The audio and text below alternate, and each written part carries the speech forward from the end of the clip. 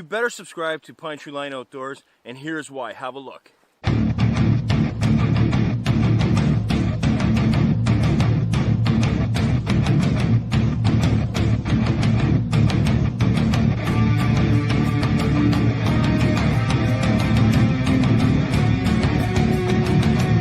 been an incredible time.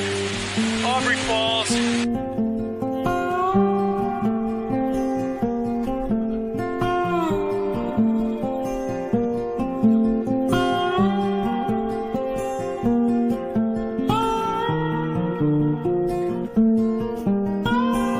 Why are we here? What is this abomination behind us?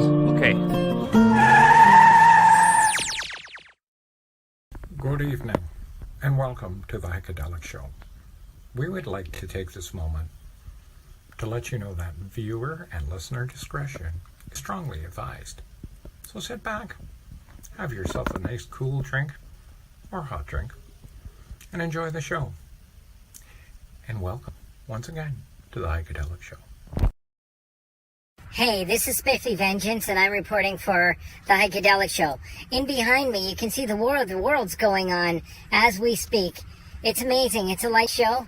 It's over the Pickering Darlington nuke plant, but we're not sure what's going on. We think it's aliens, because if you watch, we've been watching this for almost an hour now, and the light show is incredible. What we thought was just a storm appears to be possibly alien invading the Durham region.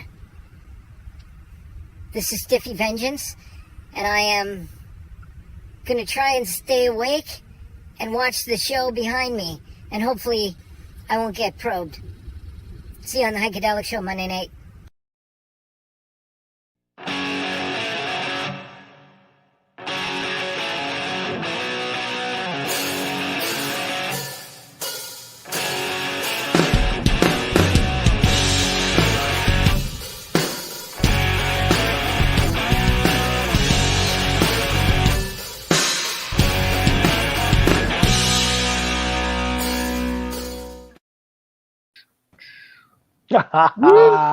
Holy crap, guys? it's been 7 days already? It has.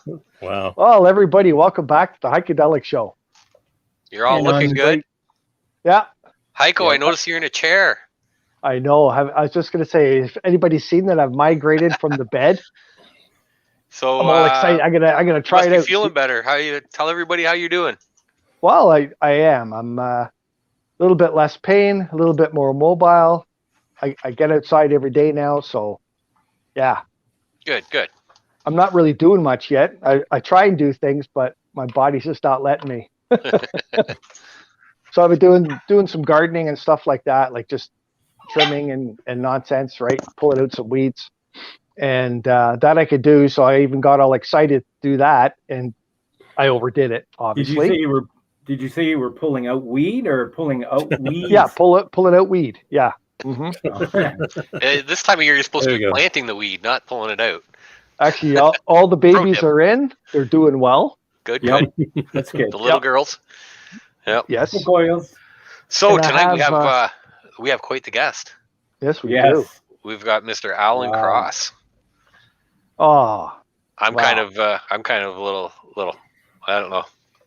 Fanboy. What do you call it? Fanboy? Yeah. I've grown up with Alan Cross, so yeah. No kidding. The ongoing history. CFMY is a DJ. Yeah. Excellent. Rock and roll So- historian guru. Yeah. So what's new with you guys? Anything? Come on, it's been a whole week. Well, let's see. This week I had to buy my son dirt bike boots. Size 7 dirt bike boots are hard to find right now. Bike boots. Really? Okay. Why do they got to be dirt bike boots? Well, because he rides a dirt bike. Yeah, you don't want to whack your shin on a You stump. don't want to jump and snap your foot like your dad. Just like golfers need golfing shoes, right? Yeah. Yeah, there you go. Yeah. Yeah. So does your son do all those jumps and stuff and the He flips and all that? just started jumping, and that's why we're getting a little more equipment. Yeah. He had his first wipeout, I guess, 2 weeks ago now. Oh. He did a little number, so he now understands that he really does have to wear his equipment, and he's going to. So There you go.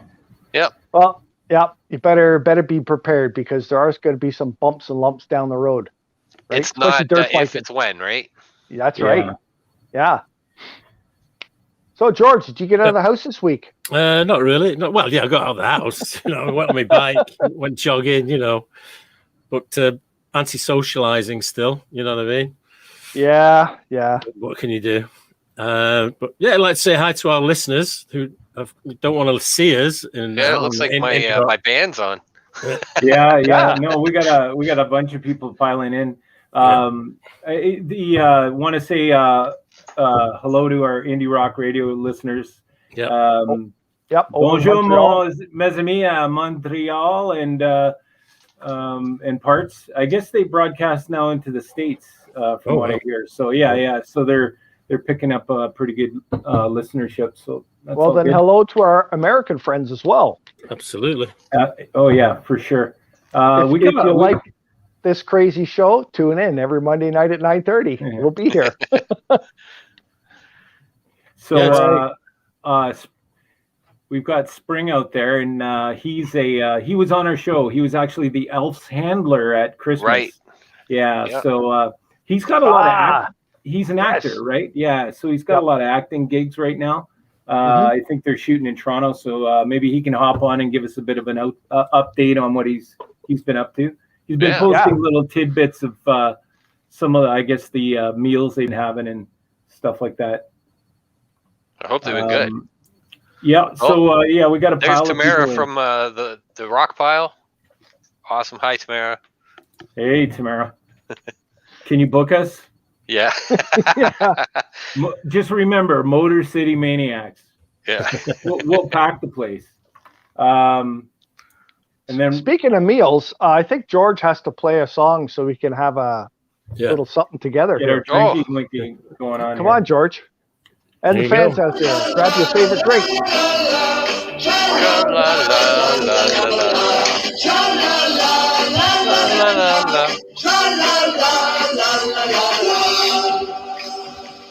Today I got Canada's driest ginger ale. Oh, wonderful. Yeah. I've got water, Oh my God. Diet Pepsi, Perrier, and then I've got a bottle of 40 Creek and Kettle Creek. Nice. Or Kettle One, sorry. So are you guys there's Guinness. There's the man who's still in the drinking. I thought you guys were all doing that for me because I can't drink yet. So No, Hike. So I We'll drink so I more don't feel for you. bad. I was thinking about starting drinking again just to cover. I know, eh? Maybe we'll start together. Yeah, there we go. I'll let you know when I'm ready. Well, it's my iron intake. That's my excuse. Yeah. I heard after they cleaned the vats in Guinness and found all the mice in the bottom, it never tasted the same. Oh, No. there you go. You see, it's all seasoning. That's right. Throw it all in there. It's dark. You can't see it anyway. It's see night, I say. That's our Canadian famous movie. What is that? With So, Our most Bob famous and- Canadian movie? yeah, Bob and about, Doug Porky's. McKenzie.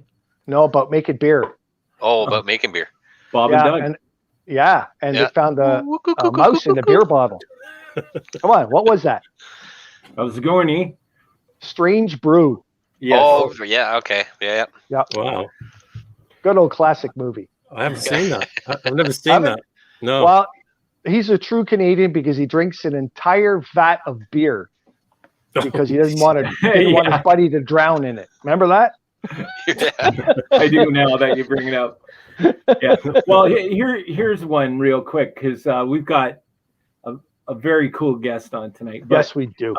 so I used to work as a bouncer back in the 80s. Anyway, at this 1,000-seat club. Long out of business now, but anyway, me and my buddy Dave J. We had it was kind of when Roadhouse was popular with Patrick Swayze, right? Yeah. And Dorman, thought everybody had to be like Patrick Swayze, and I thought you'd look bigger. yeah, exactly. So anyway, it was kind of crazy like that. So the bars would stay open until 5 a.m. So they would serve till 1, and then they would serve like pop, soda, water, and food to 5 a.m. after that. So pretty long shifts. And one night we had the pleasure of going to restock the bar coolers, and so Dave's like, yeah, they won't miss one down here, right? And yeah, probably not. And we had humped all these cases of beer down there. And I'm not condoning doing this, young folks out there, but of course not. Anyway, long story short, one beer led to a couple of beer. Dave starts putting beer in his gym bag. However, by the third, fourth, or fifth beer somehow, and the room being so cold, we passed out, both of us. Oh my God! The beer cooler, yeah. Holy shit. Yeah, we got conveniently laid off after that. Not sure why. They said, but good times. But yeah, that was and Bob and Doug were pretty big back then as well. So yeah, love that stuff. Good old beer stories, eh? Well, you know what? We got a lot of fans waiting out there, so yes. I was talking with Derek last week, right? And he's going, "Oh yeah, I'm so excited about our guest. He's like a god or superstar that interviews bands, and he's known internationally, and he's a writer on music, right? And he's almost interviewed all bands on the planet." And I'm going, Heiko, this is why the hell would someone like that come on the Heikadelic show? So you're full of shit, right? There is nobody like that. It's not. So I looked the guy up, and yeah, he's pretty awesome. He's got a radio series, The Ongoing History of New Music. And I thought, okay, that's cool. But then what really sold it for me is his birth year is the same as mine, 62. So I said, all right, let's have him on. What the hell? I've listened to Alan probably all my adult life. And Derek, you as well. And then, of course, I wouldn't want to say this would be ever a George versus Alan, but if you look at... Hey, I'm going. That's it. Put me in the green room. Well, Alan's going in. Where's my towel? Alan's record collection is phenomenal, right? And he's got them all pigeonholed and sorted. And I've got so many questions, but I'm going to limit that, or we go on way too late. But George's collection is pretty hefty. So that's one question I'm going to want to ask is, how many albums does George have in his collection, and how many albums does Alan have in his collection? And we'll ask our guests, we'll kind of come up with, is George's lower or higher? Right? Kind of like the trivia that. Yeah. And we're not measuring in inches, we're measuring in volume. All right. Perfect. So, all right, man. So let's get Alan Cross on the screen. Let's welcome him to the show. All right. This really is a bunch of hosers, isn't it? You got it. You got it. Hoser, eh? Nice to meet you, buddy. How's it going? You too. I come from a rural part of Canada too, so there's a lot of things that I think we share. Yeah, probably. I know that you guys were talking earlier before the show began about drag racing with stupid cars in the middle of nowhere. Yeah, that's where I'm from.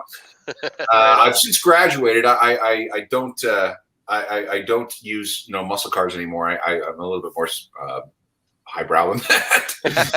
But that's how I grew up. I mean, my second car that I owned myself was a Firebird, not the Trans Am. The Firebird, yep. Yeah, couldn't afford a Trans Am. It was a 79 Trans Am. 79 Firebird with a, it smoked. It had a 237 V6 engine cranking out 118 horsepower. 118. That was big back then, eh? Well, that was at the end of the oil crisis. Yep. When North American manufacturers just couldn't figure out what to do. So instead of downsizing their cars, they put crappy, shitty little engines in them. Yeah. And I think I looked it up once. I think I was 0 to 60 in about 12 seconds. That's awesome. Oh, it was terrible. Yeah, I'm not kidding about the 12 seconds. I'm not doubting it. I got a 67 Beaumont, so I can appreciate that. I think it's 283 in it, but bulletproof engine, though. I got to say that. Yeah, I mean, you would have. I mean, that's pre-oil crisis, right? So, what kind of carburetor was in that? Well, it's not a Mikuni. You know what? I haven't. So it's a Survivor car, right? I bought it 2 years ago, and I'm reluctant to rip it apart. I actually, everything runs, right? So if it ain't broke, don't fix it, kind of thing. But I gotta start pulling the engine apart and cleaning it up. So it's an original car? It's a Survivor car. I've got all the paperwork from the original owner. But fun fact, I've been looking for that particular car for 35 years. It's the exact. I was born in '67 in March, and that was released in March '67. So I've got all of the vehicle history, all of the maintenance. It's been in several car shows and all of that. Nice. It's got some little tiny rust pits on it. It's all original. It's called a champagne color. It's interior and exterior. So I'm reluctant to do a heck of a lot. I was going to get it clear coated for now just to kind of preserve it. But yeah. How's the hockey game there, Alan? Well, we're still 2-2. I think my hopes are getting up. I mean, I'm a Winnipeg Jets fan. Yeah. I'd made my peace long ago that this was going to be a sweep. Now I'm looking up. Here we are late in the second period. It's 2-2, and somebody's teasing with me. I just don't feel very good. If you see me just kind of lose my mind here, that's we're in the second intermission. If you see me lose my mind, that means my hopes have been raised unnaturally and unnecessarily. And how are they in the series? Is it like the last game, or they're down 3-0? Oh shit! They lose tonight. It's sweet. They're toast. Oh my God! Somebody just said they had an AMC Rambler. My neighbor had one of those. A 65 and a 66 or something. Yeah, right? I had an old Dodge Dart. Had the slant 6 in it, and I put a Holly on there and put headers on it and stuff, and it was fun. I raced around with a little 6-cylinder. What year was that? A 74. Okay. Yeah. My buddy had a 70. Well, this is a Plymouth Scamp, so same thing. Yep. It was a 70 Plymouth Scamp 2-door. I had a weird friend whose father didn't want to buy cars new. So he in Manitoba, we have the AutoPack, the Manitoba Public Insurance Corporation. And what he would do is he would go to the AutoPack auctions, buy cars that had been written off, take them back to the farm and try to fix them up. And he would get them running well enough, and they would go for a bit. And then when they were finally unable to run anymore, he parked them out in the yard and used them for parts. At one point, he had my friend's father. He had 5 Chrysler Saratogas between 1963 and 1965, all parked side by side, all either black or white. Wow. We could go on forever about the Dodge Scamp. It was the Plymouth Scamp. It was just a terrible car. Yeah. Right up there with the Pinto. That was my first car. Was it?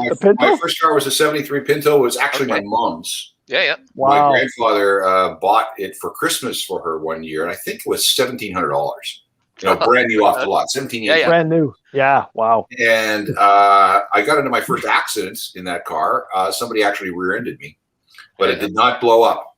Nice. You got lucky. Yeah. It was at the fishbowl, they called that, wasn't it? I don't remember. It was just a piece of crap car. Yeah.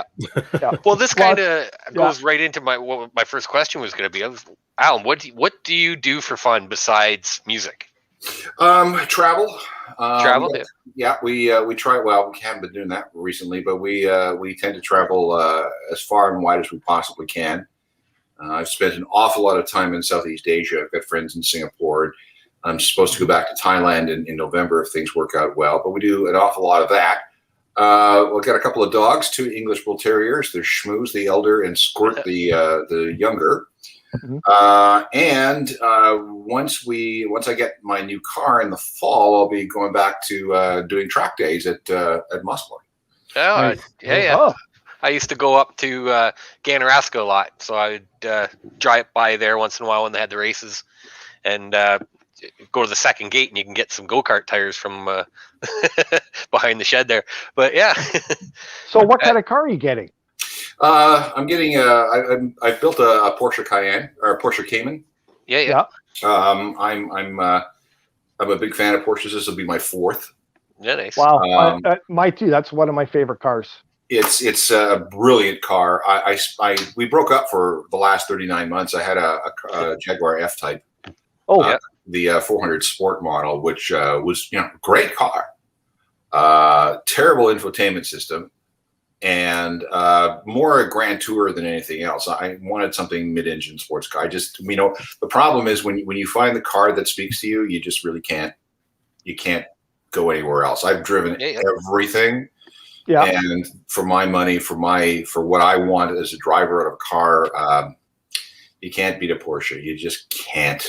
Yeah. I know that sounds really, really pretentious, but we don't have any kids. We don't spend money on clothes or jewelry or anything.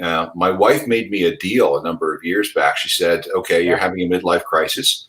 You can do one of three things. You can have a hot blonde as a mistress. You can get an expensive motorcycle, or you can get a stupid sports car. And I would advise that you get the sports car because the other two are going to kill you." Yeah. Oh, agreed. Agreed. Hey, Al, I'm 3 for 3. Yeah. So, it looks like Richard wants the Jets to go 3-1 in the series against Montreal.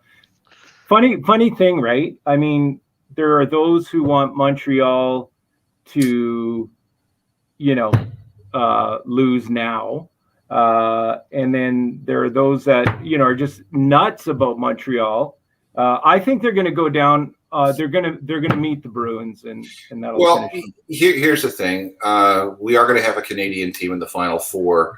Montreal has turned out to be the Cinderella team of these playoffs. Corey Price absolutely, yeah, really, really good. If they get past Winnipeg, they're just shaking. They were shaking their head getting past Toronto. If they get into the Final Four, they're going to be brimming with confidence. They won't realize that they're playing above their heads, and they may have a chance to get to the final. And if they get to the final, well, then all bets are off. You don't know what could happen. And when was the last time we had a Canadian team win the Stanley Cup? Right. It's been a while. It would be amazing. Let's. I've made my peace with my Jets. I know that it's not going to work out. So if they do get knocked out, I'm going to be firmly behind the Canadians. Yeah, absolutely. Great to get a team in there. Isn't that what all Toronto fans do? They go for their team, and then when they're out, they go, "Oh, I got to pick another Canadian team." No, they got to. Yeah, but they don't pick the Habs. They got to get some kind of witchery going on and break that Game 7 spell that they've got, right? They choke every game. And I bought tickets at the AC. I think it might have been like 4 years ago. I was at like a Game 7. I paid $1,200 for a couple of tickets, and it was horrible. It was just. Wow. Oh, so we've got quite a few people on. I was going to ask you too, Alan. Remember how I mentioned at the beginning? I said that Derek told me that you've almost interviewed all bands out there. Is that true? Like close? Yeah. I'm missing anybody from the Rolling Stones. Wow. That's a problem. I'll even talk to Charlie at this point. Hey. That's a drummer joke. Hey, listen, no, I can say that. I play drums, so I can say that. Okay. And I have come close to both Roger Waters and David Gilmour, but and Nick Mason, as a matter of fact, but no dice. Wow. Isn't that something? That's amazing. That's so. Are they just really private? They don't like talking to people? No, it's just that I've never had really the opportunity. Okay. I'm hoping that something will happen sometime soon. I mean, things happen. Opportunities pop up when you least expect them. I almost had Nick Mason, but he's 70-something years old, and the day he was supposed to do the interview, he just begged off and says, like, I'm 70-something years old, and I'm just too tired. And besides, I'm Nick Mason, so all right. Have to hang out a combo, see if you can catch him. Hike, you probably got a good into Connect Allen with Motor City Maniacs or House of Haunt, right? So there we go. Who got Motor City Maniacs right there. That's Ringo, and House of Haunt is Derek down the bottom, the drummer. We're just indie bands. Yeah, we're just down there. We need to be. Thanks for the plug, guys. Alan, we need to be in that what you called the Edison version of Containment, but maybe the LP Columbia version of that, right? So yeah, but it's so hard to for indie bands to rise. But you got Crownlands and the Crownlands they just won what was it, Breakthrough Artist of the Year? Oh yeah. The Junos. Amazing. Who watched? I mean, do you know the Crownlands, Alan? I haven't seen them yet, and the problem is that they've really kind of come out since the pandemic began. So I haven't had a chance to do a lot of interviews in the last 15 or 16 months. The ones that I have done have been arranged by record labels over Zoom or Skype or something similar. Right. Yeah. So, I've done a few. I was supposed to do Ian Thornley this week, but I think that fell through. Oh. Yeah. I did Chris Martin from Coldplay a couple of weeks ago. I did AC/DC back in the fall, and a few others. But everything is so screwed up because of COVID that my interview schedules have been completely destroyed. And that's why you're here with us. Well, pretty much. Well, I got to tell you, this is way past my bedtime. I can't believe I'm staying up for you guys. Wow. Well, we appreciate it. Thank you. Yeah, we're honored. I'm usually 9:30. I'm in bed as well. So yeah. Well, so about 2 years ago, Heiko and I we took the show out of a studio, and because of COVID, everything was shut down. So we said, hey, let's get some technology and try and work this through. And our audience started to grow and grow because it's something else to do on a Monday night. So we're really all about the fans and the interaction, and everything's been a lot of fun. And then we sort of branched out on some other socials and all of that. So yeah, we really appreciate you being on. We do have questions. Heiko, where did we want to start with? Yeah, well, the one thing, it's probably what a lot of people ask, but Alan, what got you into interviewing bands? Like, what's the one thing that you remember way back that says, okay, I'm going this direction? Well, that wasn't the point. The point was to play records on the radio. Yeah. Okay. And even that wasn't the point, because I initially wanted to be a news person, an anchor, a foreign correspondent, some kind of news journalist. Right. And it wasn't even that. When I was 6 years old, my grandmother gave me a transistor radio. I don't know why, but she did. And I was growing up in the middle of nowhere. I was north of Winnipeg. We had 3 TV stations, one of which was in French. The only radio I knew was what mom and dad played on the kitchen counter and in the car. Yeah. And all of a sudden I had my own radio, and I could listen. I realized that there was more music, more news, more entertainment, more information, more radio stations out there than I had been let on to know about. So in Winnipeg, of course, you're very far north, and it gets very cold in the wintertime, and you get something called atmospheric skip, which is when a layer of the atmosphere turns into a big mirror at night. So it reflects AM radio signals from very long way away. So I would be in my room listening to radio stations from Chicago and Denver and Minneapolis and Cincinnati and Louisville, Kentucky, and occasionally something Spanish would come in, and I realized on AM? Yes, that's how AM works. Wow, yeah. It's ionospheric skip. And this just widened my horizons even more, and I thought, okay, I'd kind of like to be part of this somehow one day. And then there was a time in the 70s, we went to my uncle's place. He was working for the Manitoba Telephone System, but he also moonlighted by servicing jukeboxes. So he had a route, and he would take a box of records, and he would stock the jukeboxes with new records and take out the old ones. Now, by this time, the records would be really, really worn out, so they weren't good for anything. So he asked me if I wanted to take this box of records off his hands, and I said yes. And that became the basis of my record collection. The issue, too, was that I was one of those kids who was good in school and not good at hockey. So I needed something to make me at least palatable to the cool kids in school. And I realized that if I was the music geek, well, then that gave me some cachet. And I worked on that all the way through junior high and high school. I went to university thinking that I would be trained to be, one of these journalists, these news people. So I took all the appropriate courses, history and political science and sociology and French and all that sort of stuff. And I worked at the campus radio station at first, which gave me an opportunity to play records and talk on a microphone. Yeah. Then about halfway through university, I got a job at a brand new radio station that had opened up about 15 miles from where I lived. And it was an elevator music station. It was an elevator music station. That's the kind of music that they played. But it gave me an opportunity to do all kinds of things. I could read the news. I could read sports. I could also play records and talk about them, which was kind of cool. When I finally got out of university, I got a job in Kenora, Ontario, up there on Highway 17. Mm-hmm. And I was on the condition that the news guy was going to quit. And when the news guy quit, I could have his job. Perfect. This is exactly what I was looking for. So for 2 months, I worked playing records on the radio. And then for month number 3, I was given the job as being the news director of an entire newsroom, which was just me. And it took me about 3 days to realize that this is not what I wanted. I did not want to do this. It was awful, boring, horrible. Didn't like the hours, didn't like the work, didn't like anything.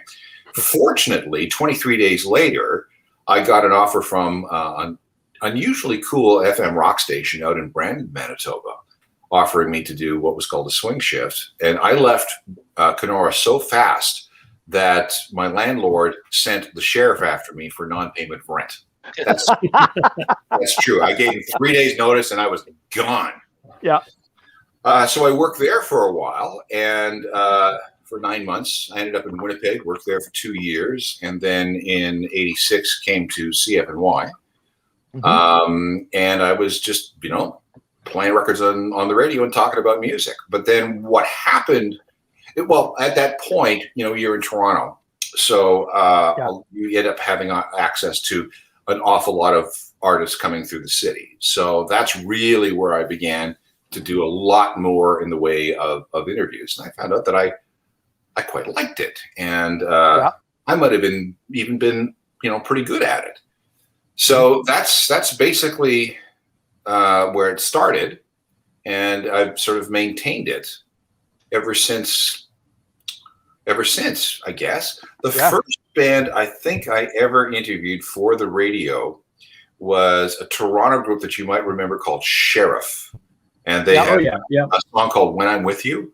Yep. Mm-hmm. I was the first person. They were the first band that I ever interviewed. I don't know who number 2 is, but after that, actually, no, that's not true. The first band I ever interviewed was in grade 12 at my high school when Harlequin, if you remember them. Oh, yeah, for sure, yeah. They came into play because they were a Winnipeg band. They came into play, and I interviewed them for the yearbook.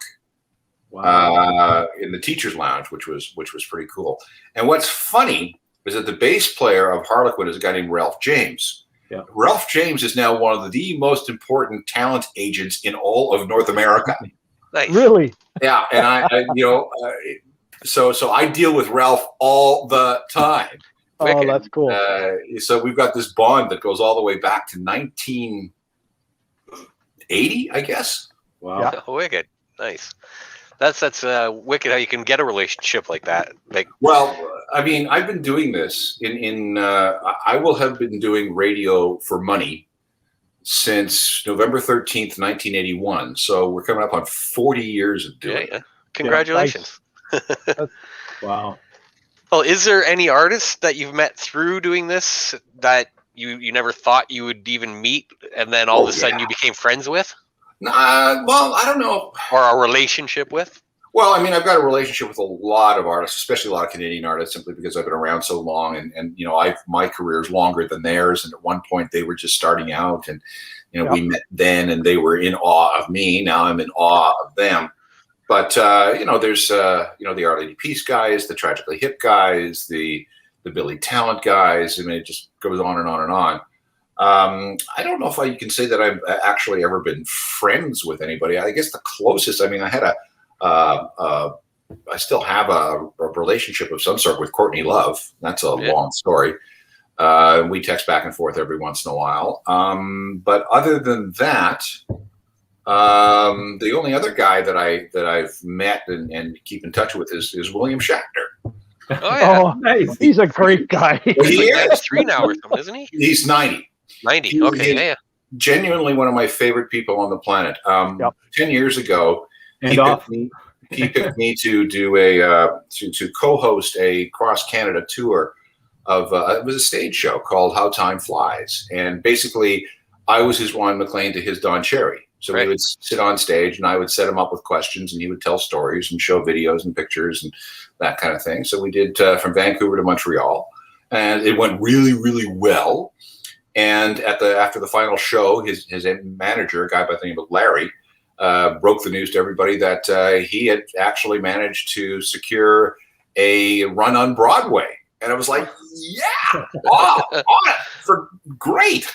Yeah. So I went home waiting my calls for when I was going to go and appear on Broadway. It never came. The show did go, and I said, Bill, do you need me for this? And he says, well, come on to the previews. So, okay. So I flew to New York and I watched the show, and I'm noticing that my spot on stage had been taken by an empty chair that he used as a prop. And meanwhile, I'm sitting there going, okay, I came up with that line. I fed him that line. I did that. I told him about that. And after the show, I said, Bill, I couldn't help notice that my part has been taken by an empty chair. And he looks at me and goes, yeah, wasn't it great? I remember a while back, It's almost like a kick. I won tickets to see William Shatner in Hamilton. That would have been the show. Yeah. Like you said, he was by himself on stage, and I thought, okay, what's William Shatner going to do? But I just liked him from TV, so I thought, I got to go see this. I was so entertained for the 2.5, 3 hours he was on stage. He's quite a storyteller, isn't he? Yeah, and I wrote about a quarter of what he said. Well, thank you. It was great. Yeah, it's even an HBO special. One of those shows in Hamilton was taped for HBO. And every once in a while it comes on, and I watch it, and my wife is there, and she says, why are you torturing yourself? I'm saying, well, at least I know the truth. Yeah, that's right.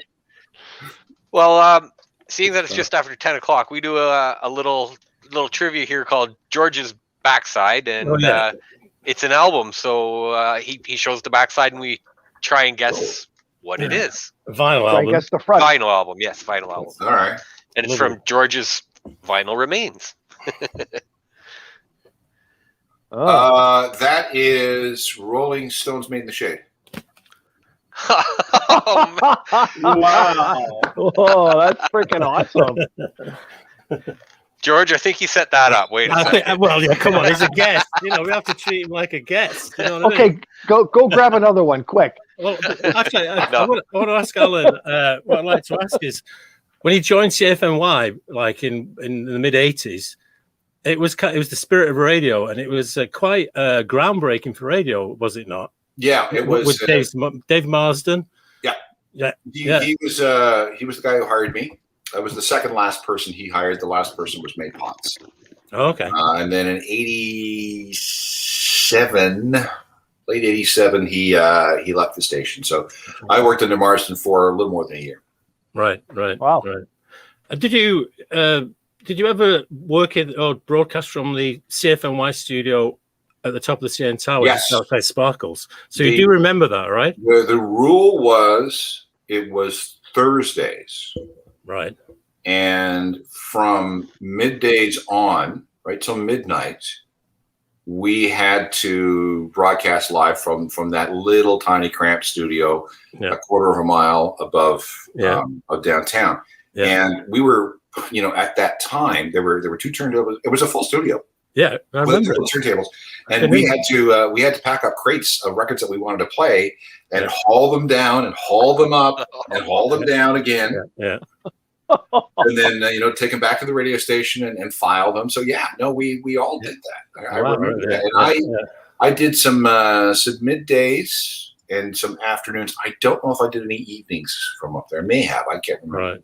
Right. Yeah, I remember it because when I first came to Toronto, I got interviewed in that studio because I was the Sparkles DJ. Yeah, did anybody ever go to Sparkles? Oh yeah, absolutely. Yeah. Oh yeah. Because I was never there for a nightclub night. Oh yeah, it's crazy. Okay. And the thing that ruined Sparkles was the Sky Dome. Once all the parking went and all that. Oh yeah, there was no place to go. Yeah, I remember it being very difficult to. And we had to pay for our own parking, and of course, if you're carrying 2 big crates of records, it was a bit of a drag. Yeah.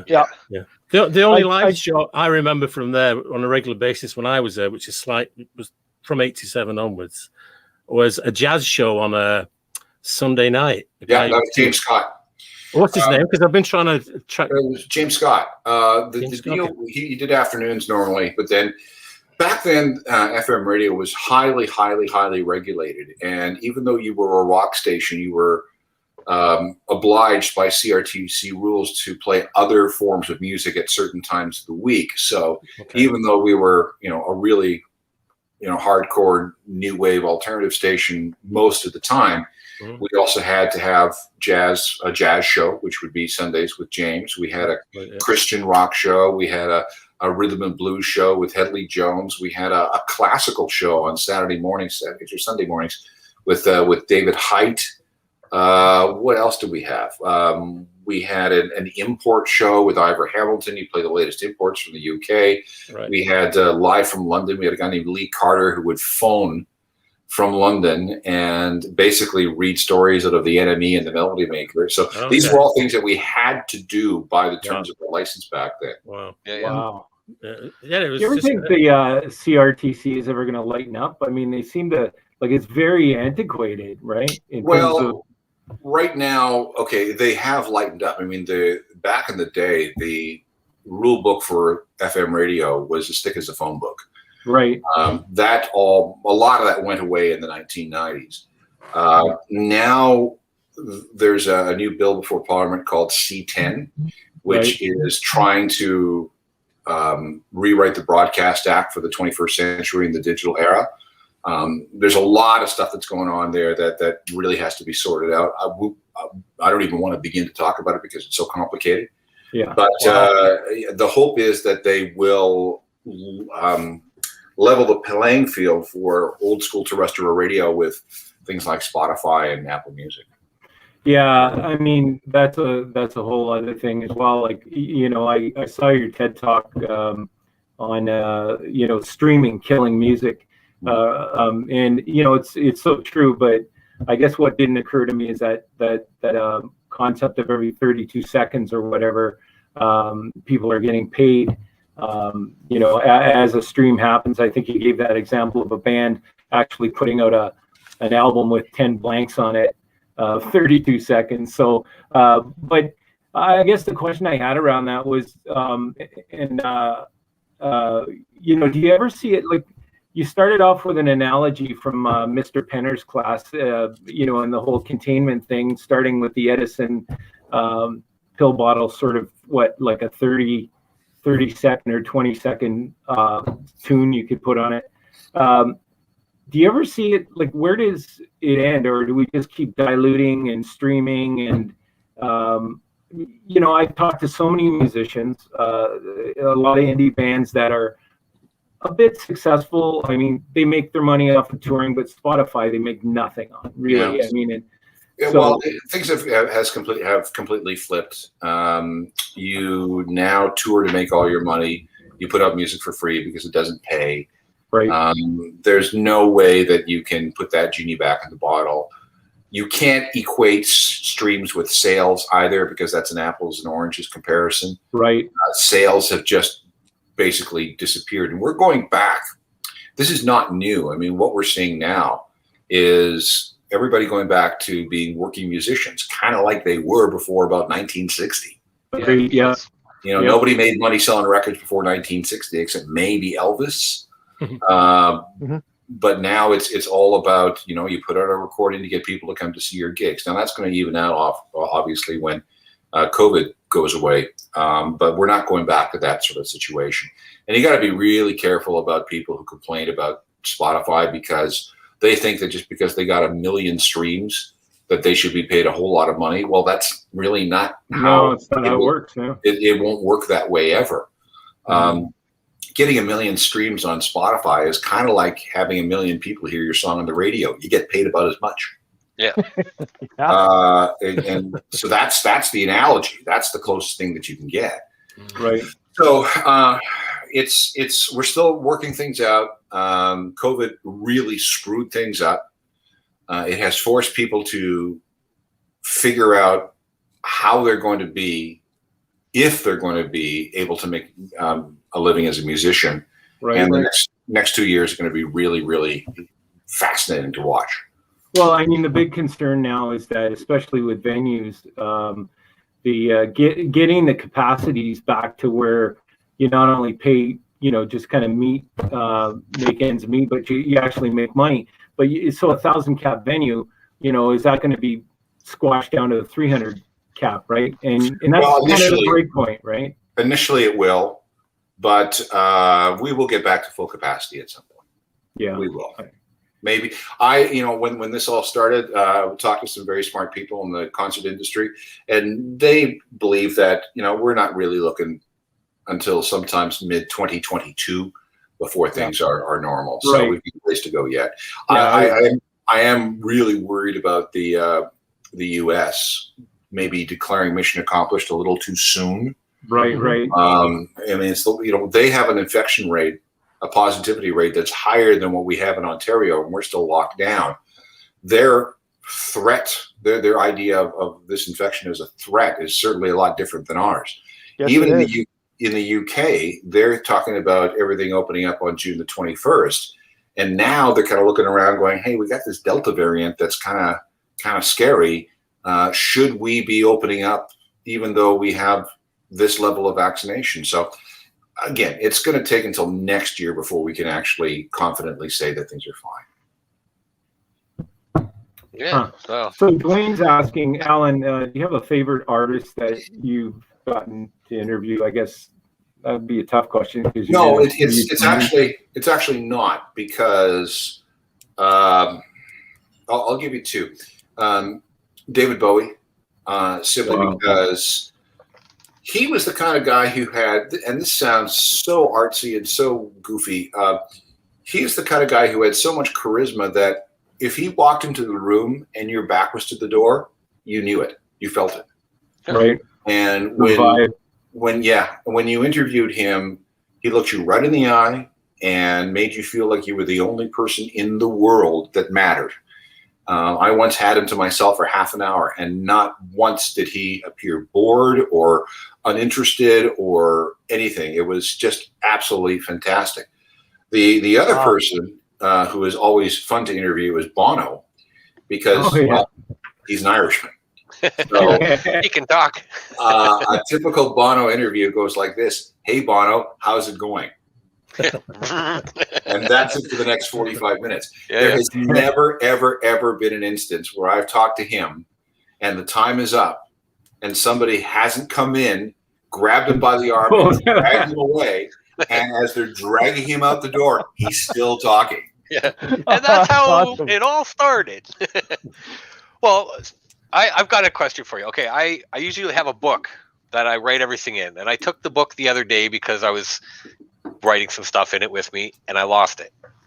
Have you ever, like, it had all my notes for tonight on it, right? So have you ever done anything like that where you're setting up for an interview, and to date you are the biggest person on here that I've had, and I've lost all my questions and everything I had written down? No, that's never happened, but something worse has happened.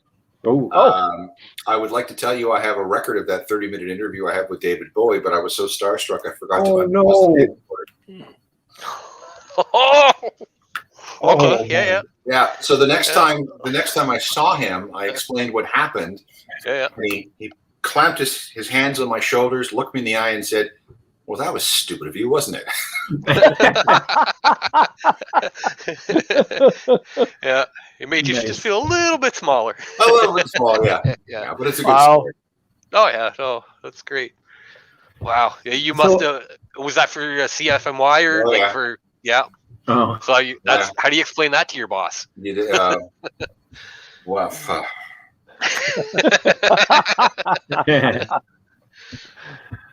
well, he made you feel like you were the only one. I was so unbelievable. Starstruck. Yeah, I mean, I don't get that way much. I don't, and that's really not anymore. But that was Bowie, right?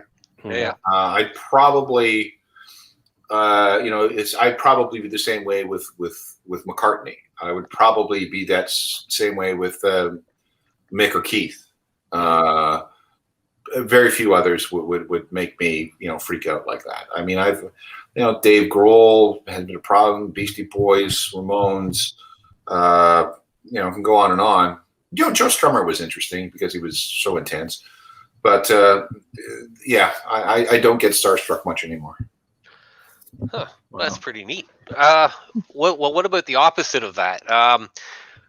With all the deaths that have happened, is there any death that's stuck out for you? Like out of all of them, for some reason, Chris Cornell hit me the hardest. It was, I don't know. I was on the air when we got the news about Kurt Cobain, so I was the person who broke it from you. Yeah.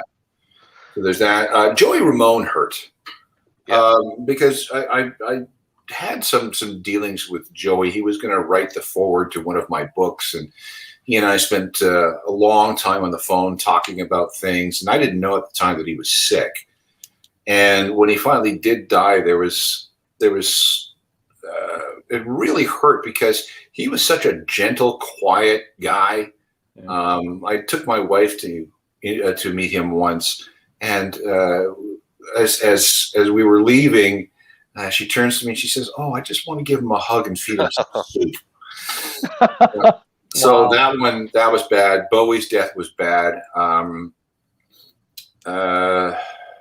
to think of any others. I am the obituary guy. So when somebody dies, that's my whole day. I mean, I'm doing interviews. The Gord County one was bad too because Gord was. I mean, he was the most unprepossessing, un-rock star person you could possibly imagine. I mean, all the guys in hip are. I mean, they're just normal, jean jacket wearing dudes from Kingston. And Gord was the same thing. I'll give you an example of what Gord was like. For one of his solo albums, he showed up for an interview, and he was early, and I was interviewing somebody else. And I said, "Gord, I'm sorry, I got to finish this interview. Do you mind hanging out for a bit?" He goes, "No problem. I'm going down to Starbucks. Do you want anything?" I said, "Yeah, give me a latte." Okay. And he left. And it was like, Jesus Christ, did I just send Gordon Downey to Starbucks to get me a coffee? Yeah. And then, see, that's actually, one of the things about the best thing for me when it comes to interviews is when you discover that the people that you're talking to, the famous people that you're talking to, are human and they do human things. Way back when, I somehow was invited, and this must have been, I think 84-ish, 84, 85. I somehow was invited backstage post-show to meet AC/DC. Right. And the first thing I get is a hearty handshake from Brian Johnson. Wow. And then Angus comes up to me and says, "Here's a cup of tea." And he gives me a cup of tea and a cup and saucer. They were the nicest people that you could possibly imagine. Oh, and then, lad. and then there was another case where, remember them Crooked Vultures, that super group? Yeah. And John Paul Jones. I ended up going down to Josh's studio in Burbank to do an interview before the album came out, and I'm setting up at the control room, and John Paul Jones comes in and he picks up a bass off a stand and starts plunking something that sounds, vaguely Zeppelinish. And he puts it down. He goes, "Oh, I'm so sorry. Where have I managed? You've come a long way. It must have been a difficult journey. Thank you for coming. Can I get you a cup of tea?" Okay. Sure. Will it be milk or lemon? Milk was fine, John. Okay, I'll be back in a moment. And he leaves, and he comes back with a cup of tea, perfectly brewed, with a little bit of milk in it, in a cup and saucer. He says, "Can you take a sip of it to make sure it's fine?" I take a sip of it. And it's good. And he goes, "All right, then I'll get the other lads, and we'll be in for the interview in a few minutes." And I'm sitting there with this cup of tea in my hands. Yeah. That had been made for me specifically by the bass player of Led Zeppelin. Yeah, that is awesome. And that was just one of those absolutely awesome moments that you just can't forget. And then when the three of them came into the control room, there's Josh, there's Dave Grohl, and there's John, and I'm looking at them, and there's 300 million records sold sitting in front of me, and they're all looking at me, expecting me to ask them some questions. And instead of being intimidated by that, I just kept thinking, God, I love my job. Yeah. I guess so. Wow, you just had one of the music's gods gives you a tea. And again, I love those experiences. There's nothing better than those. I've been to Courtney Love's house on a Sunday morning where we sat around. We watched CBS This Morning, and her cat, was sitting in my lap, and I'm looking around this room, and there's a mantle, and on the mantle is a picture of a little girl and a pony, and a guy with blue eyes and blonde hair, and her, just like a family portrait. And I'm going, that is a family portrait. Yeah. Yeah. So, Wow, Alan, Richard's got a question. What are your top 5 vinyls in your personal collection? Well, that's a complicated question. Are we looking for, first of all, never call them vinyls. They're records, they're LPs, Yeah. they're not vinyls. Now, do you mean stuff that are we talking about albums that I like to listen to? Are we talking about records that I think sound the best? Are we talking about things that I find, emotionally satisfying? What? Well. So I'll give Richard a moment to rephrase that question. we have a boatload of questions actually. So okay, me too as well. How's the game going, by the way? Still 2-2, 4:49 left in the third. Oh, Yeah. OT. Just trying to look like. So Kathy actually is asking, what about Prince? Have you ever interviewed Prince? No, that's another big hole. That would have been really interesting, but he didn't give a lot of interviews, and frankly, because of my area of expertise when it comes to music, I really didn't have any business interviewing Prince because I was the alternative and the rock guy, right? Not the Prince guy. But man, that would have been something else. Well, everybody was shocked with Prince when he did that. What was it, the Steve Winwood, and when he did? Well, they showed him doing his guitar solo, and everyone was like, "Oh, that was when My Guitar Gently Weeps" to the Rock and Roll Hall of Fame induction. Right? Yes. Yeah, and me too. Like I've listened to Prince forever, just because I have an older sister, and she that's what she listened to. So to me, I thought Prince was pretty good, but then when I saw him, I was like, holy crap, he's actually a pretty good musician. Yeah, he was my sister had seen him a couple of times, and she insisted he's the best guitar player she ever saw. Nice. Wow. So Kathy's asking about your favorite era. I guess is that okay, put it this way, and this applies to everybody. The music of your youth is the greatest music of all time. Right. So there's a period of time between the time you enter high school and the time you get out of college, where music is more important to you than just about anything else. You use music to determine exactly who you are as a person, and then you use music to project to the rest of the world who you are. And that becomes your musical comfort food for the rest of your life. So, whenever I'm feeling miserable or I'm feeling that I need a pick-me-up of some sort, I'll always go back to that era, probably starting at age 14 and going up until 20, up until I arrived in Toronto, which would have been 24. So that was the big part. And then there was another burst of amazing stuff from about 1990 to 1995, when the whole alternative nation Lollapalooza generation, all rock revolution happened. And I remember very distinctly thinking that I was fortunate enough to be working in this area of music, in this genre of music, when something truly special was happening. And that's when Generation X comes along and wipes out everything that had come before it. And it happened so fast. And I'll give you an example of how fast. On August the 27th of 1991, a guy walked into the control room at CFNY. It was 11:38 in the morning. He says, "I've got this new record. I want you to put it on because it's really good." So he gives it to me, and it smells like Teen Spirit. And I put it on, and was like, "Whoa, what's this?" And the phones exploded, just exploded. I'd never seen anything like that. I was doing some nightclubs at the time, and 3 weeks later, we would put the song on, and this roar would go up from the crowd, and they all knew the words. The album hadn't even come out yet. And when Nevermind was released, and this would be September 24th, 1991, nobody really had much hope for it. They thought, if it sells 50,000 or 100,000 copies, we'll be happy. But within 3 weeks after that, it was selling 300,000 copies a week.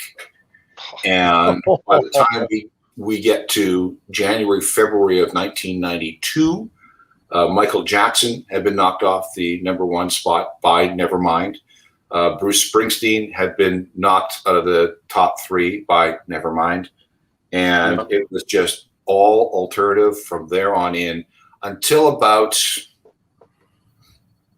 early 96, when it finally ran out of gas. And for a variety of reasons, demographics being a major part of it, we swung back into a pop phase. We got into the Spice Girls and Britney Spears, NSYNC and Backstreet Boys and all that sort of stuff. But that 5-year period from, it would begin early 90, really picking up steam in 91 and going through until 96. I think we knew that it was all over in 96 when Lollapalooza came to town and the headliner was Metallica. Yes. It didn't seem right. And you knew that okay, something has gone wrong with this movement. It's out of gas. And we were right. Mm-hmm. So I see Richard's rephrased his question, but there's an interesting one here from Tamaz. It's I don't know. This might be a tough one. Was there an artist you did not enjoy interviewing? Worst experience? Well, they're all experiences. I don't care if they're good or bad. Yep. I just want I want to be able to take something away from the interview. So there have been interviews where the person hasn't been, let's say, terribly communicative, but that in itself is a story, and that's fine. So I'll some are more interesting than others. Some require a lot more work on my part, in the sense you have to try really hard to warm up the subject so they'll talk to you. But no, I can't say. I mean, there was one interview with a British band called The Beautiful South that didn't work out very well. But again, that's a story in itself. So you do have quite a few musicians who do you find that you do have to drag it out? Like, for example, I've seen Scott Weiland interviews. Sometimes he's a little flaky, I guess you want to call it. Well, it depends on what mind he's in. Right. The last time I interviewed him, I don't know what state of mind he was in. Was that the clothing interview? That was the clothing interview. He was okay. So a company called English Laundry. Yep. He was okay. But it wasn't exactly anything where we could really go in depth. Yeah. Right. Yeah. Interesting. Yeah. Oh, sorry. Go ahead. Go ahead, Ringo. Go ahead. Derek's rephrased his question. You have to get rid of. If you had to get rid of all of your albums except for 5, which ones would you keep? My apologies for saying vinyl. No, that's fair. I would keep 9 Inch Nails, Pretty Hate Machine, Pink Floyd, The Wall, definitely maybe by Oasis, the first Stone Roses record, and then the 5th one would probably be okay. I have an irrational love for an early 70s glam band called The Sweet. Yeah. And one of my favorite albums growing up was called Desolation Boulevard from 1974. I'd probably keep that one. Yeah, that's a great album. Yeah, that's a great year. That's the year I was born. And that's with Lucky You Run and Ballroom Blitz on. Yeah. Right. Great songs. Yeah, that's a cult song almost now, right? Well, look at how many times it's been redone as well, right? Yeah, a lot of covers. So, Alan, you have a 100 Weird Thing, I guess, cast on YouTube, and it's very entertaining. I don't think I got through. I was listening to, was it part 1 or part 2? But out of that, could you give us, let's say, 3 weird things, facts? I mean, listening to you is I find it really not just entertaining, but you sort of draw in because you've got all of the details, you've done all of the fact finding and everything else, and it's so great to listen to. But if you can give us 3 of your 100 weird things, I think. Well, I keep acquiring them. I keep looking for them. Okay, let's go back to the Beatles and the Abbey Road album, and we're listening to John Lennon sing "I Am the Walrus." No, actually, that's Magical Mystery Tour. He's singing "I Am the Walrus," and he's going, "I am the Eggman, I am the Eggman, goo goo jube, I am the Walrus." What is he talking about? Well, it turns out that Eric Burdon of the Animals met up with a Jamaican woman named Sylvia, and they had something pretty torrid. And she had this thing where she would take raw eggs and crack them over a certain part of Eric's body and then proceed to offer a certain type of oral pleasure to him. And he could not stop talking about this. So he acquired the nickname the Eggman. Right. And John Lennon knew Eric Burdon and decided to incorporate that phrase, that word, into "I Am the Walrus." And now you know. Oh, and now you know the rest of the story. Wow, that's cool. See, that's the kind of stuff I like. Love it. Yeah. Give me the deep down dirt. I'll give you another one. There is a recording studio in Wales called Rockfield. It's been there since the 1970s. Queen did a Bohemian Rhapsody there. There's a piano that Freddie Mercury used to compose the song. So many huge bands, including Oasis. And when they were there recording their second album, Noel Gallagher had written this song while he was working as a parts department person for British Gas, and he couldn't quite get it right. So he went outside and he set up all these microphones so he could maybe, get the sound of the guitar outside with the birds in the background and all that sort of stuff. And there was this tall stone wall that he sat up on. And that's the Wonderwall. Okay. Wow. So it's an actual thing. Yeah. He got the title of the song from a George Harrison album, But there is now, because of where it was recorded and how it was recorded, there is something now called a wonder wall, and people from all over the world come to have a look at where it is. Isn't that wow? So he's kind of helped with folklore. Yeah, I mean, that's again a really cool story. And I'll give you one more. There's another Beatles one. In 2019, I was invited to Abbey Road Studios to listen to the 50th anniversary reissue of the Abbey Road album. Wow. After I've been to Abbey Road a couple of times. It's like going to going back, yeah. It's like going to a shrine. I mean, when you're in studio, when you're in Studio 2, and you realize all the music that was made in that room, it's just mind-boggling.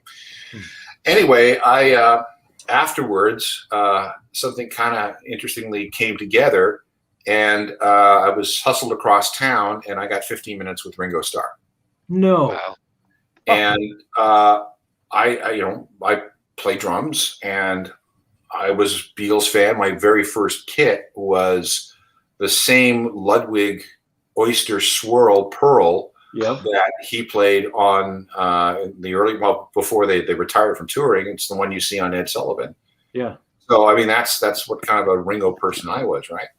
And, I said to him, before we go, I've never been able to figure out how you play the roles throughout Come Together.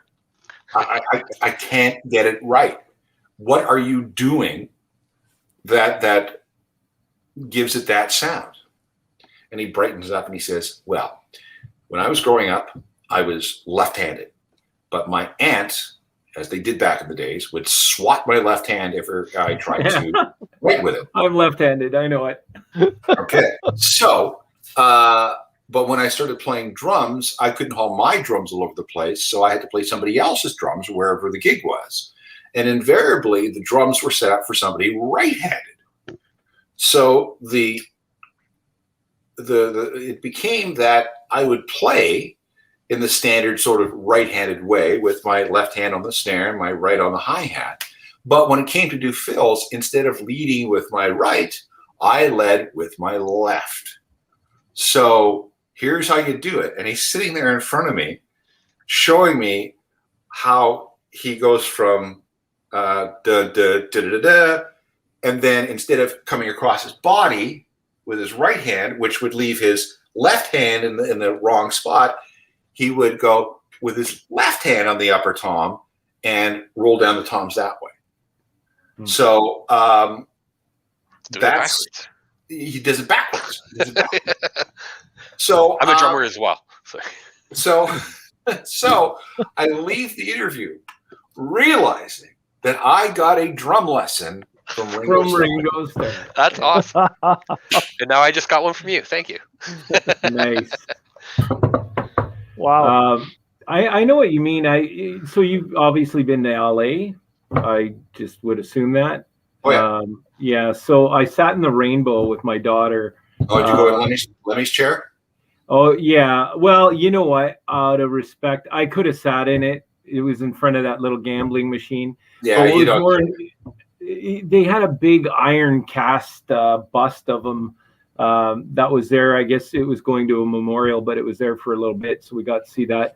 But I got to creep upstairs into it wasn't busy at all, and so I sat. So I went upstairs, and there's a little wooden area up there, and you go up. It's like a little tree house, and then you go and take these stairs down to this dance floor that's like private. So I guess a lot of bands used to party back there, but this sort of treehousey thing above the cigar bar, it's got scrawled the home of the Hollywood Vampires, the original Hollywood Vampires, right? And I was in such awe of the place. I sat in the booth that you see Keith Richards kind of passed out, strung out in his arm. I think that was a Rolling Stone picture from years ago. But it was just so amazing to be there. So I totally get the vibe. So I guess we had another question from Matt. Alan, tell us about the most messed up show you ever did without names. I always find stories about things going uber wrong are the best. Most messed up show. Maybe something that you hadn't planned or prepared for that just didn't Something just go happened, right. baby. Yeah. You know, I'm sure. I just don't. I don't remember. I mean, maybe I put those things out of my mind, or I've been stupidly lucky. One of the two. Yeah. I'll tell you the best show, which is even better, is in 1992. I had to take a bunch of listeners to a concert. This was contest winners to a concert at the War Memorial Auditorium in Rochester, New York. Right. And it was not the first show, but the dress rehearsal of Peter Gabriel's Us tour. The real thing would start the following night. But this was the dress rehearsal, and the stage was set up, and the band was there, and they did all the cues and all the effects and all the lighting and everything else. And there were 60 people in the audience. And at one point, Peter Gabriel invited everybody up on stage to dance around the tree during Shaking the Tree. Nice. Now, I'm sorry. I mean, as a massive Peter Gabriel fan, how do you beat that? Yeah. You can't. You can't at all. I mean, game over. Yeah, pretty much. So I mean, there have been other really great concert experiences. You met the hockey game, didn't you? Because we looked up and said game over. Yeah, it's going into overtime. We're still we're just showing highlights now. Is it now? Wow. There was another show. It was the U2's Pop Mart show in Winnipeg in 1997, and I had a spot at the soundboard. And when the show was about to begin, I mean, they had a DJ who spun into something that was U2's entrance theme at that time. And I mean, I'm thinking this is cool. I mean, I'm at a U2 show. It's a great night in June. I'm sitting at the soundboard. This is great. This is my job. And I'm standing next to this big guy, and he elbows me in the ribs, and he goes, "Here come the lads." And it's Paul McGuinness. It's their manager. Yeah. And so it's like, okay, this is really, really, really cool. Another time, a few years ago, I'm at the Air Canada Centre, and David Gilmour's playing. Mm-hmm. And the last song of the night is Comfortably Numb. Right. And I'm standing next to Bob Ezrin, the guy who produced The Wall. Nice. And he's just, people are singing Gilmour's guitar solo, which is the greatest guitar solo ever committed to tape. And I'm standing next to the guy who produced that. And he's just looking around, and everybody's singing the guitar solo. And I can't imagine what it would, be like to be him at that moment. Yeah. Right. Yeah. Oh, that would be kind of crazy. Yeah. And you get to bump shoulders with these guys on a regular basis, pretty much. On a very regular basis. I mean, there's, when you're around for 40 years, you meet a lot of people. And you have an opportunity to, have at least professional arrangements with them, or professional relationships with them. Whenever I talk to, the Edge from U2, he says, "Good to see you again. How's my radio station doing?" And Dave Grohl, same way. He really is the nicest guy in rock. He once challenged me to an arm wrestle and then let me win. Nice. Well, should we do our last trivia for the AB side? Challenge. Yeah, more or less. We are winding down time, and we know Alan has to go to bed. I do. Yeah. Well, he's going to watch the end of the game, surely. Watch what's going to happen. It'll be 30 seconds, and Montreal's going to score. So, okay. All right. What we do here, Alan, is Ringo and Heiko pick a question from the A side, or the B side of a vinyls, a piece of vinyls. So Yes. So if you know the answer straight away, don't say it. See, you know what I mean? But wait a minute, Alan's on my team, so All right. if it's ours and he wants to jump in, All right. Oh, all right then. All right. Yeah, you guys do it together. All right. So, Alan, do you want the A side or the B side? I'll take the B side.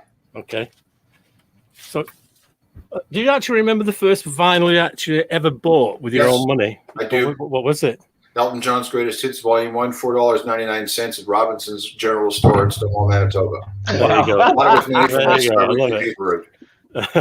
Nice. I still have it. Yeah, awesome. I still have my first vinyl as well. Right. So what was it, George?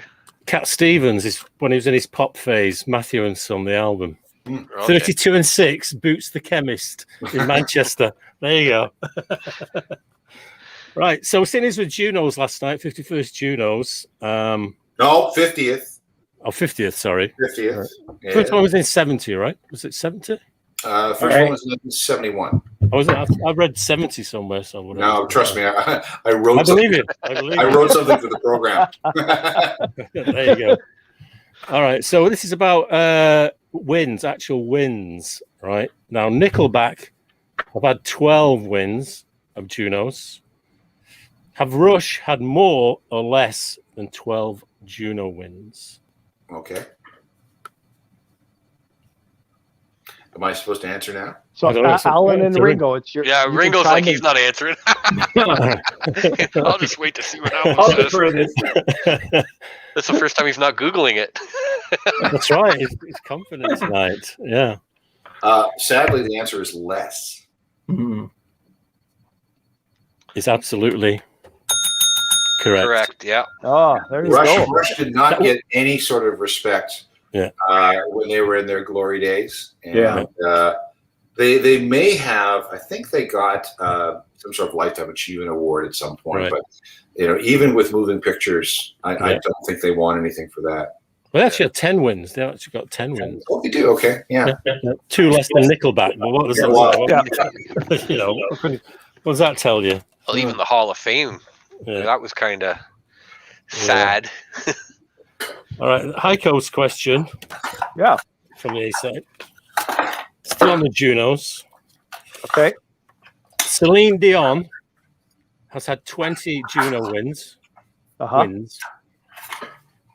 Does Brian Adams have more or less?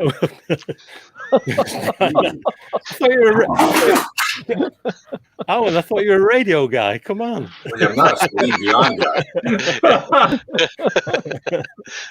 Right. Oh, Brian Adams, does he have more or less than 20 Wait, Juno time wins? up.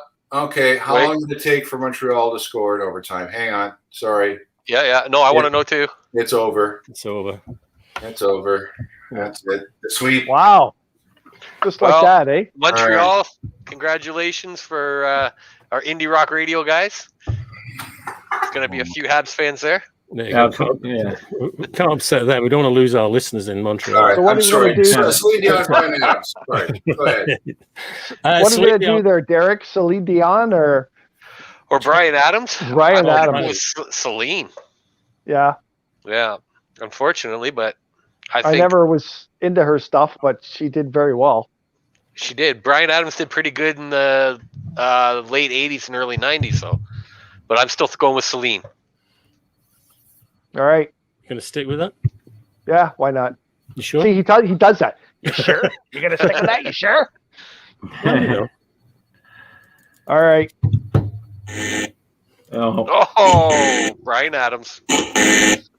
Brian Adams has 21 Okay. actual wins. Celine Dion, though, has got more nominations, but not Right. actual wins. She's got like 60. I think she was nominated last night for something. She was, yeah. Yeah, I think she's got about 67 to Brian's like 45 or something like that. Nominations, that is. Okay. All right. Alan, do you think that the Junos are still as relevant as they were, say, 25, 30 years ago? Yeah, I think, Oh, they've watching it, actually, yeah. I think they've actually gotten better. I mean, if I had to put the Junos up against the Grammys or the Brits, I'd take the Junos every time. Yeah. Oh, the Brits. Wow. Yeah, well, yeah. I'm just thinking like award shows generally, Well, there's so yeah, many, right? There's so many. it depends. See, award shows are TV shows. Yeah, that's what they are. I mean, the fact that they give people awards are, another thing. We the Grammys are all about a primetime CBS event on Sunday night. Yes, and the music has very little to do with any of these things. I mean, even with the Junos, I mean, they give out 5 awards during a 2-hour broadcast. I mean, they gave away 30 or 35 awards on the Friday night, which is the real, opportunity to honor people. Right. So, I mean, awards shows, I don't really care about. Right. But awards, that's a different thing. Oh, okay. Well, I kind of meant shows rather than the awards. Yeah, totally. All right. So, actually, out of interest, for a bonus point for anybody, who has won the most Junos? Does anyone know? I don't know. With a total of 25 wins. David Foster. No. Buffy St. Marie? No. Well, definitely wasn't Sonny Bono. No. Oh, who? How many awards? 25? 25. 25. 25. What about Alanis Morissette? No, before going back. Neil Young? No, female. All right. It's got to be Anne Murray. Correct. Oh, yeah. Anne Murray, yeah. Wow. There you go. Alan gets a bonus point there. All right.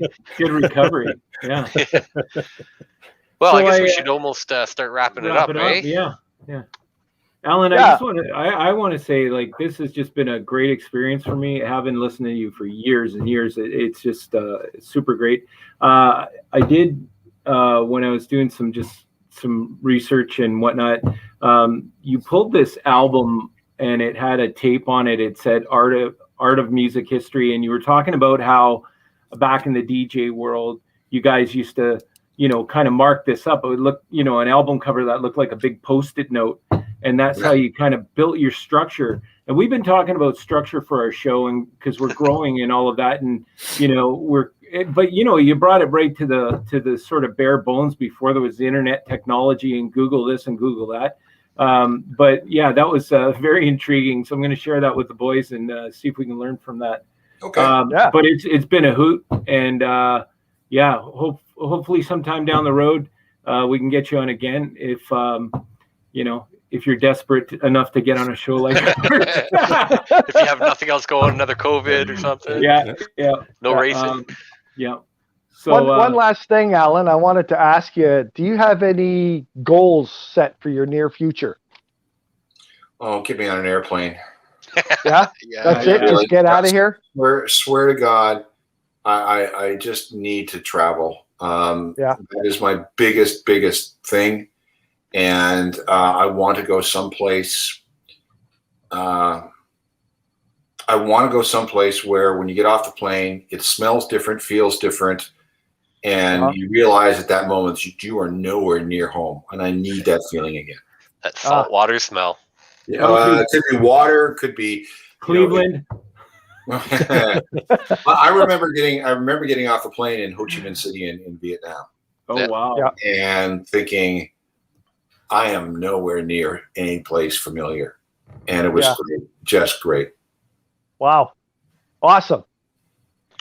All right, well, Alan, if you want to stay, I want to say goodbye. I guess I got to get to bed. All right, perfect. Well, thank you, sir. Alan, I want to thank you for joining us tonight. It was a great experience. And I also want to thank the listeners that were part of our show tonight. Bobby Cuz, Sean, Stephen, Spring, Tams, Richard, Dwayne, Jennifer, Mike, Alana, Kathy, and Matthew. So here we go once again, signing off on the Heikadelic Show. We'll see you guys all next Monday night at 9:30. Woohoo! All right. We'll see you guys. All right. Thank you. Cheers, Take Alan. care, Alan. Great having you on.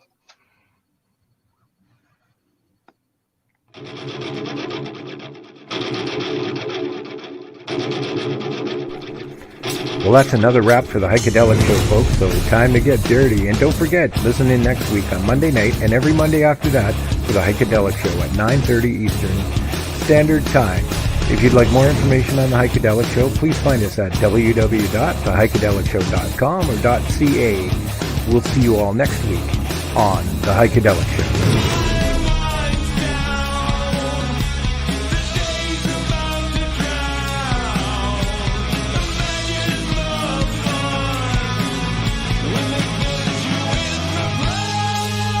If you're interested in becoming a sponsor for The Heikadelic Show, it's easy. Just send us an email at info@theheikedelicshow.com. Meanwhile, you can browse our website at www.theheikedelicshow.com or .ca. Click on our sponsor tab and find out more information on sponsorships. Thanks for joining The Heikadelic Show, fans.